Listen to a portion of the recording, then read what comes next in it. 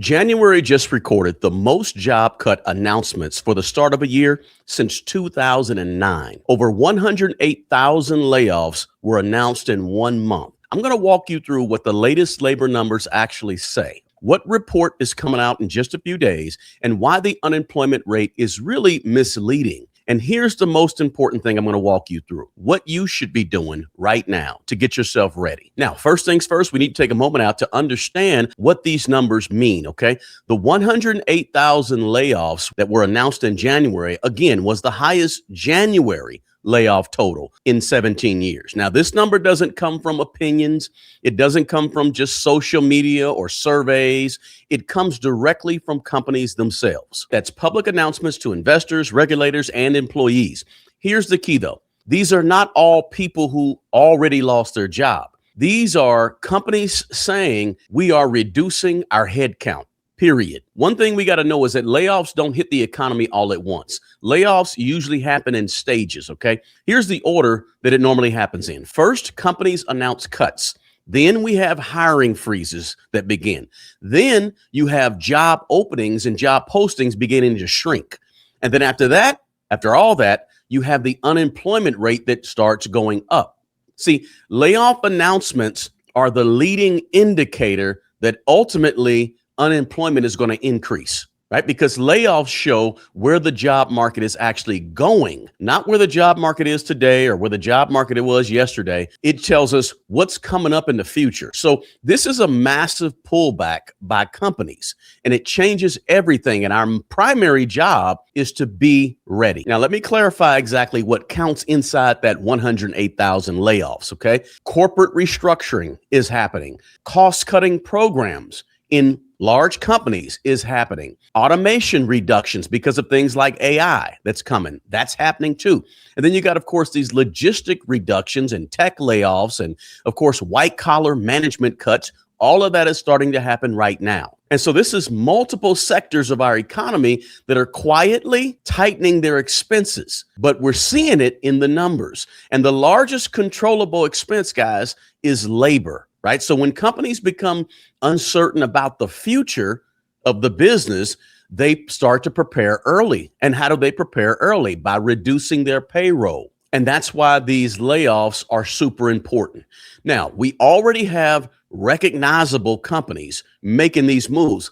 UPS announced workforce reductions tied to what they called automation and the slowing of the demand for shipping. UPS is the logistical backbone, really, of the American economy. And when shipping slows, businesses expect less activity ahead. So let's lay off a bunch of workers. We saw that in UPS. Cisco is another one. They're also cutting employees because they said enterprise demand has weakened. And so when that happens, companies delay spending, right? Strong companies begin to cut their workforce early.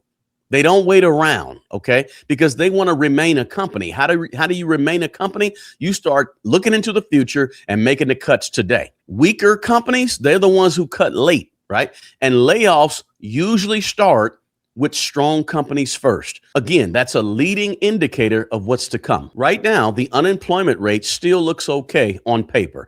It's in the mid 4% range, right? People hear that and they say, oh, okay, everything is going good. No big deal. And unemployment is really low. But the unemployment rate only counts people who are actively looking for work. The unemployment rate doesn't count discouraged workers or gig workers who dropped out of the main workforce, right? The unemployment rate doesn't count part-time workers who want to go work full-time, but they can't find a job. The unemployment rate doesn't count contract workers. It doesn't count people who ran out of their benefits. So these layoffs can rise while unemployment still looks good on paper, right? The unemployment rate is a rear view mirror number.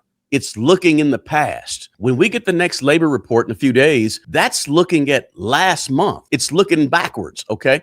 Layoff announcements like this 108,000 that we saw from January, that's more of a windshield number. sort of showing us what's coming up, right? So in just a few days, guys, we're going to get the next federal jobs report or labor report. And this one's going to matter. It was delayed. Keep in mind, it was delayed because of the recent government shutdown, which most people have sort of forgot about, right? But the data didn't disappear. During shutdowns, agencies have to pause their data collection and processing. So the report's going to come out in just a few days, which means the numbers we're about to see may finally start reflecting what companies already told us a few weeks ago, right? And by the time the report confirms what we know was going on, the shift has usually already begun. Now, the 108,000 layoffs, they don't really stay just inside the companies. They have a ripple effect outward for the rest of the economy. Take, for example, the Federal Reserve. The Fed watches employment very carefully, right? The Fed is not looking at the stock market. The Fed is looking at unemployment and the labor in the economy, right? Jobs drive spending in our economy, and spending is what drives our economy and keeps this machine working. If layoffs continue and hiring slows, the Fed sees weakening demand coming up for goods and services. And the Fed begins preparing for rate cuts when they see that. And the Fed doesn't react to just one report, one labor report. They're reacting to a pattern. So they're looking at this layoff number and they're looking at the upcoming jobs report and unemployment rate. They're looking at all that. Employment is the economic number that everyone sort of understands, okay? People don't really feel GDP. They feel jobs though, right? And President Trump has already pointed to weakening employment conditions as economic mismanagement, so to speak, right? Economic mismanagement. And labor data will soon become a major political talking point as we get closer to these midterm elections coming up, right? Because in election years, jobs becomes a big piece of the scorecard for whoever's in power, right? Now, if people feel uncertain about their income because of shaky jobs reports, right? People slow down on what they're purchasing. They slow down purchasing cars and homes and travel. Typically, they slow down on these discretionary items. That's why markets, like the stock market, tend to react early. Markets don't fall behind when layoffs begin. Markets like the stock market weaken when our confidence changes due to what's happening with jobs. So layoffs, again, they have a ripple effect and they change confidence and they ultimately change spending. And therefore, they affect demand. You see how all this sort of has like a ripple effect. Now, here's the key that we all got to know. What should we be doing right now? This is the part that matters the most, right? This is the most important part of this video. This is about positioning yourself early, okay? Number one, I'm going to give you a bunch of things to do. Number one is update your resume immediately. Not when you lose a job. You need to update that resume right now.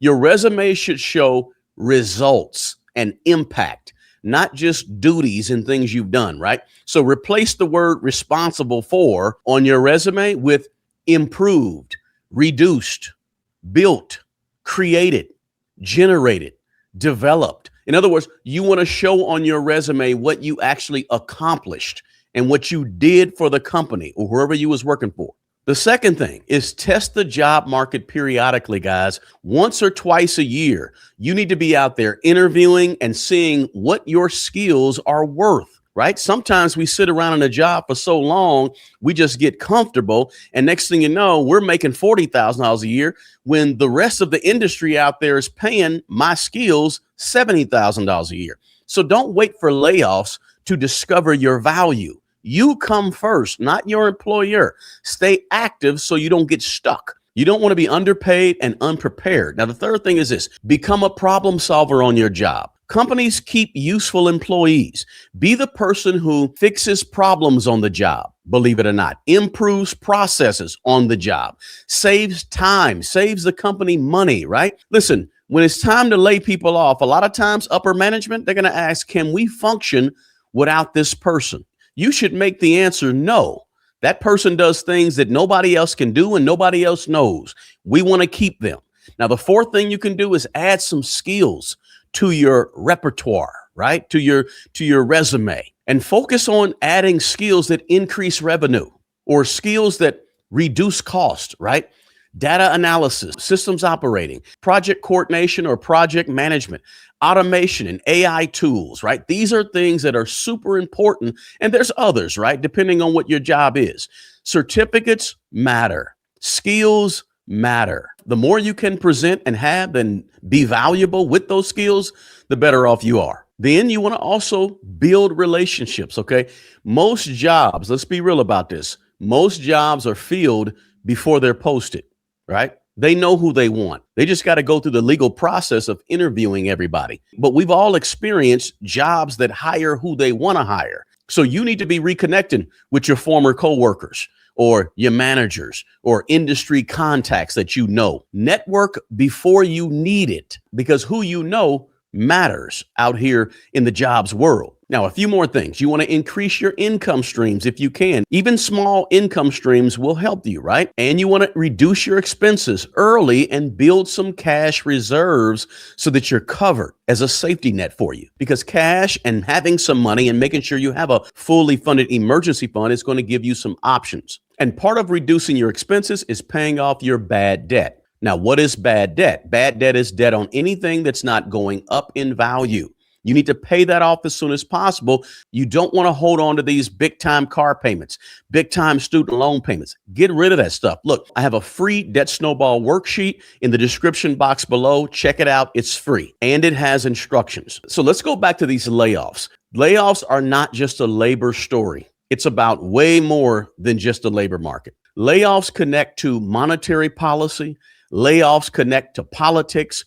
Layoffs connect to the stock market. Layoffs connect to a lot of things. And that's why preparing for them early matters, okay? Because by the time unemployment starts to rise, guys, in the official numbers, things around us are already getting worse long before that. Now, look, this video is not about fear. This video is about timing and us being prepared. Layoffs are the first domino, not the last. The people who wait for the official numbers, they're going to be reacting too late. So I want you to react today and start preparing yourself now. Make yourself harder to replace, make yourself easier to hire, and make yourself more valuable to the marketplace. Because when the job data finally confirms this shift, it's already going to be underway. If you want help actually putting a plan together, guys, I walk people through this inside my 4-step financial reset. There's a link below in the description box. And check out the book, Manage Your Way to Millions. It's down there too, if you want the full foundation. Listen, I hope you got some value out of this quick video. If you got value,